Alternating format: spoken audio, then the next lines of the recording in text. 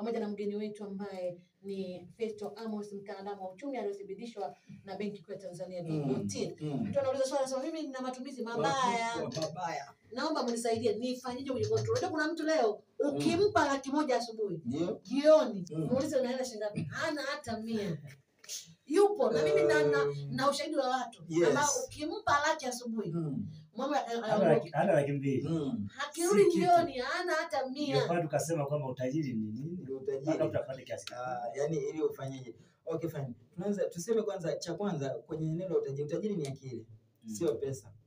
Kwa sababu kuna utafiti mmoja ule kufanyika wakagundua kwamba wakichukua pesa zote za matajiri tunaowajua duniani na Tanzania, tukagawa pesa kiwango sawa, kila mtu akapata kiwango sawa, nasema baada ya mwaka mpaka miaka 2 waliokuwa matajiri watarudi kwenye utajiri wao, waliokuwa maskini watarudi kwenye umaskini wao. Kilicho watofautisha sio wingi wa fedha, ni akili iliyoko kwenye akili zao, kwa sababu huwa kuna watu naambia hivi, kinachoshika pesa ni mikono, ni wallet, ni mikoba, ni pochi, ni mifuko na akaunti za benki, lakini kinachomiliki pesa